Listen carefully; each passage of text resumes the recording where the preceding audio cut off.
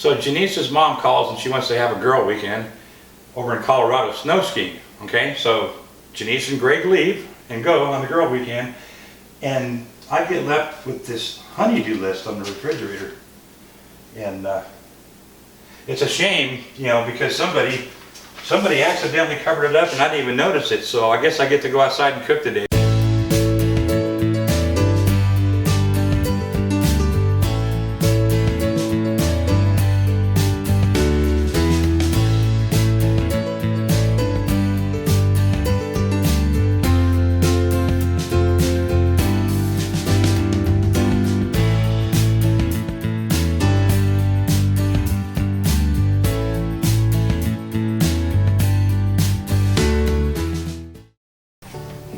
Okay, so it's mid-February, a little bit cool outside, and I'm looking for something really savory and good. So what we're going to do today is we're going to go to the Dutch oven, and we're going to make up some braised lamb shanks. And if you've never had it, you're going to have to give this one a shot because it's pretty doggone good.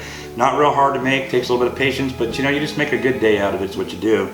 If you've got a taste for lamb cooked the right way, these shanks are probably the most inexpensive way to do it. They're an inexpensive cut, and mostly because it takes a lot of patience to cook them right. But I'm going to show you how I'm going to do it, and if you want to give this a shot at home, you'll absolutely love it, I guarantee you. Okay, let me show you what we're working with here. I've got a couple of medium-sized lamb shanks, maybe a little larger. They do come larger than this, and size does not matter. You know, it's just a matter of the quantity that you want to make. So a couple of medium-sized lamb shanks right here. I've got some rosemary sprigs and some fresh thyme, garlic cloves, and personally there's never too much garlic, but you know, garlic to taste. I've got some white onion here, and we're going to use a little bit of tomato paste, beef broth, and some red wine, salt and pepper. Now, don't use crappy wine in your food. Just should be common sense, but for some people it's not. Okay, if you can't stand to pour it in a glass and sip on it, don't cook with it. That's just the rule. So this is not an expensive bottle of wine. It's maybe an $8 bottle of wine, but it's worth sipping on. So it's going to go into this, and so I'll show you how we put this all together.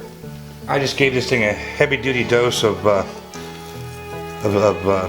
kosher salt and some black pepper. And I use quite a bit of it. Braising takes a long time, and most of this is going to wind up in the liquid. So don't be afraid to put some heavy-duty spice. We're going to sear this ultimately before we go to braising, and just kind of create a little bit of a crust on the outside, and then we'll get our braising liquid put together. So we're going to set this aside, and we'll start chopping up our garlic and our onions. So the onions, you can chop them pretty coarse.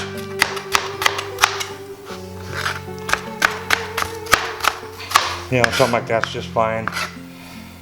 And same thing, you can go coarse with your garlic.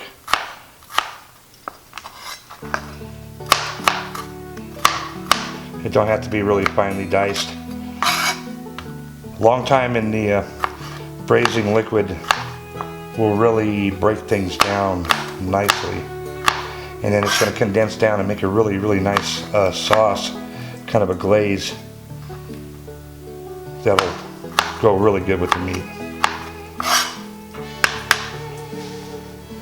This is a pretty simple recipe, and keep in mind you can also do this with short ribs. Beef short ribs work really well the same exact way, and I'm sure once you see the end of this video, when I show you the presentation, what we come up with, you're going to want to do this yourself. And when you do, I'm asking you if you will find us on Facebook. Look us up at Bakersfield Smoke Competition Barbecue Team. Post pictures of your stuff there. I want to see what you're doing. You know, I want to know if I'm inspiring you to go outside and cook something. Or if you want to do it in your kitchen, do it in your kitchen. But I know you'll absolutely love it, so you are going to want to try it. So we've got our stuff chopped up, and now we're going to go ahead and start assembling our braising liquid, and we're going to get these. Well, first, actually, we're going to get these shanks out there on the fire, and we're going to give them a nice sear. And on they go. Searing time.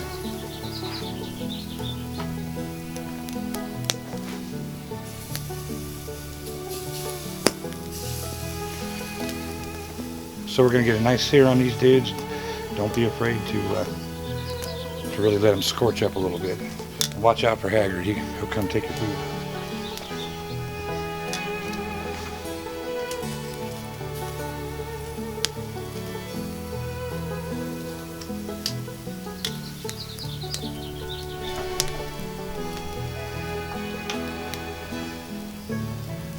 Sometimes I like to sear things this way, whether I'm making a stew or whatever, just so I can get a little bit of smoke on the meat. You don't want it to be super smoky when you're doing a braise like this, but just a little kiss of smoke kind of takes it to that next level for me.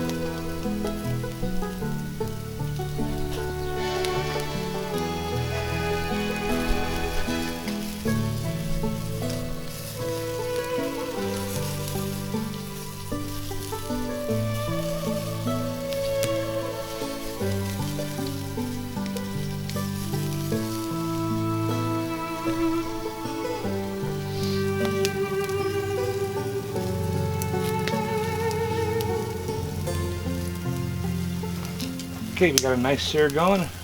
We'll just pick these dudes up and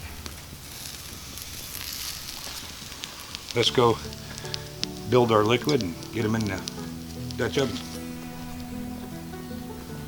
Our Dutch oven is over the fire pit, so let's start with a nice dose of red wine. Don't be afraid to put a little wine in there.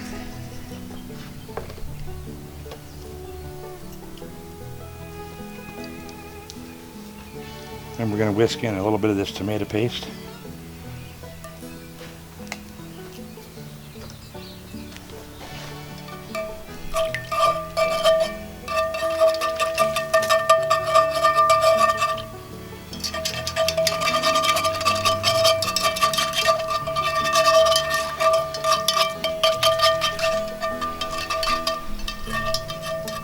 If you're using metal in a Dutch oven, work it lightly.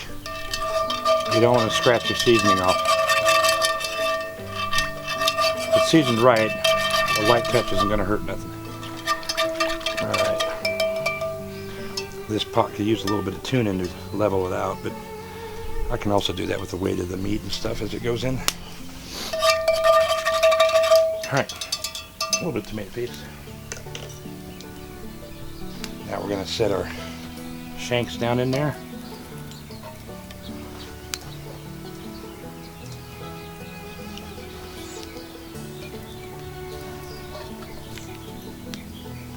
Just like that.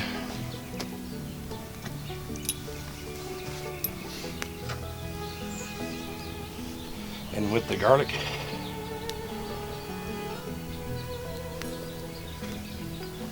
onions,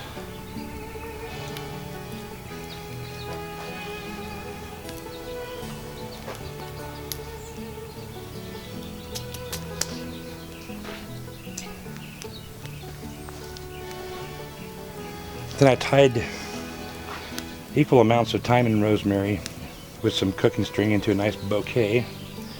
We're going to set that right up there on top. And then we're going to add our braising liquid.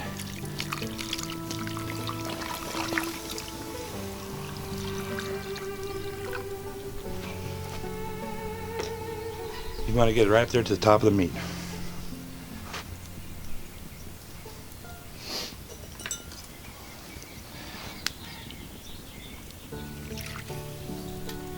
Move it around a little bit, but not a big deal when it gets to moving from the heat. Nice. Okay.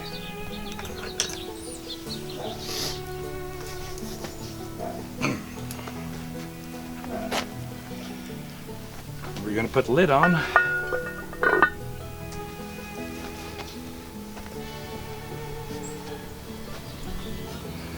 Okay, so we're going to heat that up, and it's going to kind of come to a simmering boil, and what we're waiting for is that braising liquid is going to be infused with everything that's in there, and it's going to slowly start to reduce, and as it reduces it's going to tenderize that meat and create a nice kind of a glazy sauce that's going to finish it off really nice. Can't tell you how long it's going to take. Every day is a different day.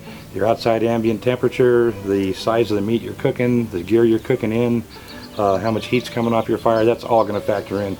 It's just a matter of reducing that liquid. Now when that liquid gets low and you don't feel the tenderness in the meat you're looking for, put a little more braising liquid back in there and just let it keep going.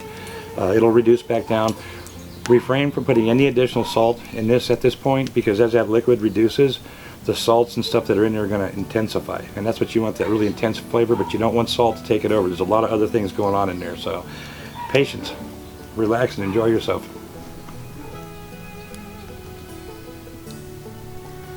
I don't know if you can see it or not, but if you look right there at the seam where the lid meets the pot, you'll see steam kind of belching out of there. There you go. That's what you want to look for right there. You want to make sure you're getting some steam bleeding off. That's your moisture reducing inside, and that's the braising process happening. So if you're not seeing that, you might want to kick the heat up a little bit till you see it. You don't want to overdo it, but it needs to be hot enough that you've got some steam escaping from the inside.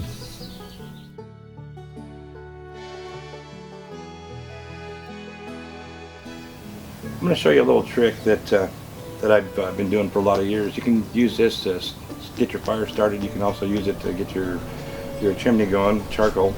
But instead of sticking a bunch of newspaper and just burning the crap out of everything to get your fire started and your kindling going, I'm just going to use this single paper towel. You can use a napkin. And what I do is I fold it over and over real tight.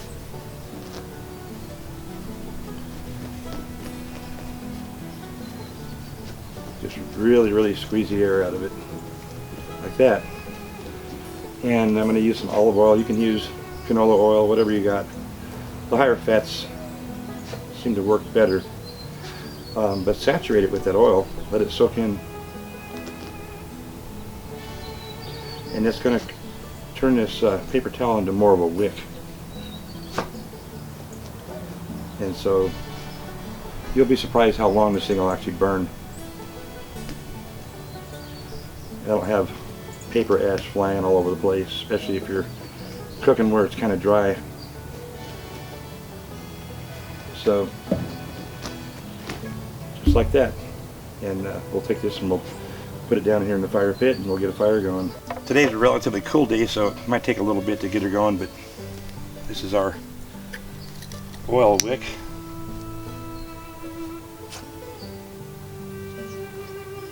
We'll let it get going.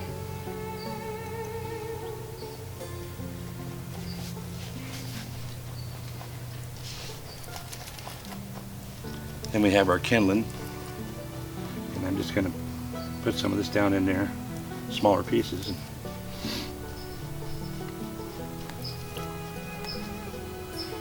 I'm sure by now you know how to build a fire, but that's my tip today.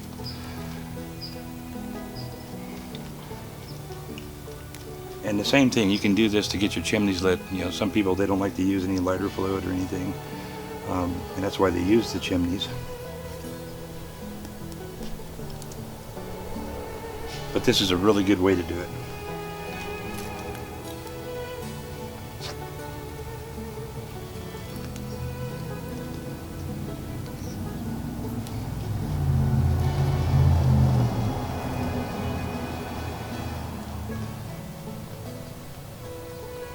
Okay, so there's my tip to you. Okay, we're going to take our first peek inside here. Now, I don't recommend opening this thing up a whole lot and checking on it. There's a lot of liquid in there. It's going to take it a while to reduce. And so I expect to see a pretty full pot of liquid simmering away. So here we go. So it's in there just cooking up a storm, and like I said, it's going to be a while. This is going to reduce way down. So it looks exactly like it should look though. Not a heavy boil going on. Plenty of steam escaping. So we're going to cover it back up and let her keep riding. Now this has been out here about an hour and 20 minutes, I guess.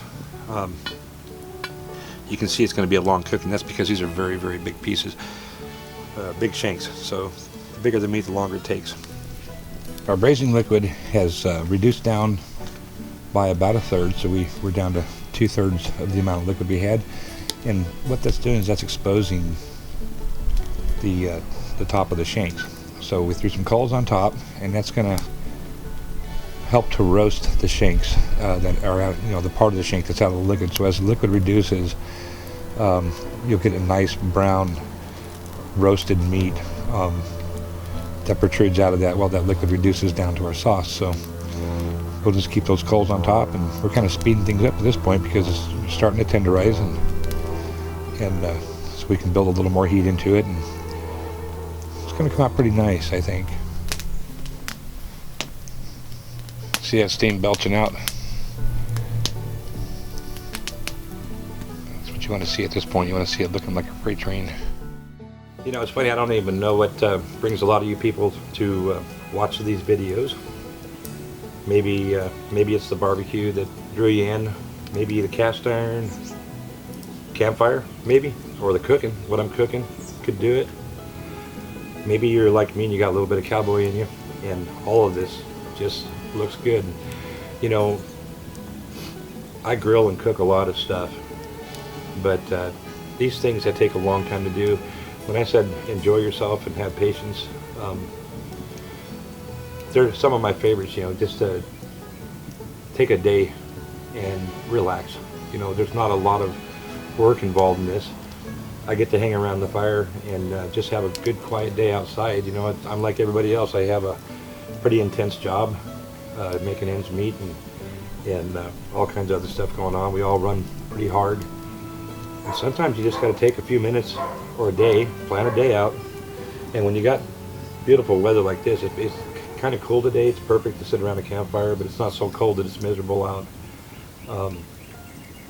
Yeah, plan a day for yourself. I mean, it's sometimes it's the best way to shake, at least for me, the best way to shake the stress off. Just to do what I love to do.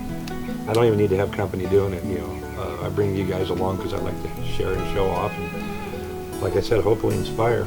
Okay, I've got the tenderness I'm looking for in those lamb shakes, so we've got the lid off for a little bit, and we're going to speed the reduction up by letting more moisture escape. And once we get this reduced down, and we'll cover it back up and let it rest, and we'll make this up a side, and we'll be good to go.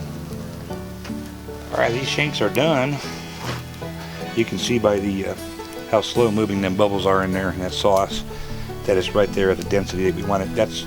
It looks like twice as much as what's really there right now. When it cools, it'll settle and it'll thicken.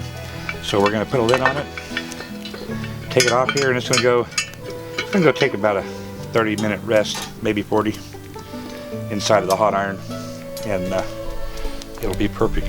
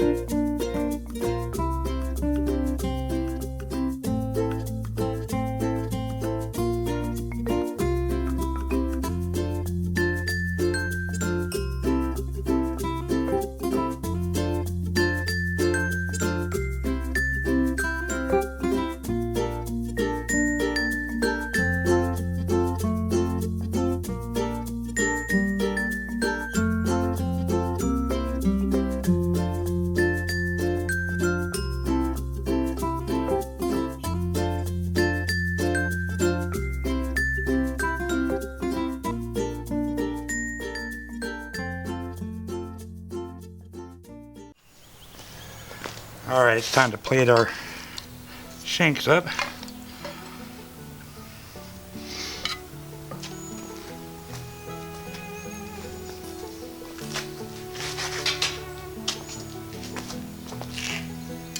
I'm going to put some of that nice sauce up on it.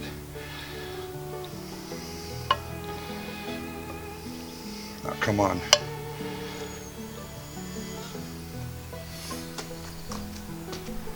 You know, that's beautiful. That's cheesy polenta. Boom, baby. There you go.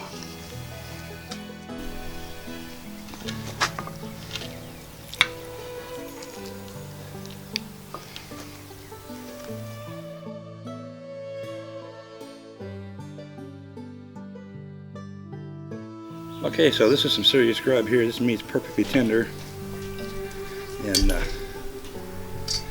sauce is very, very intense, very rich.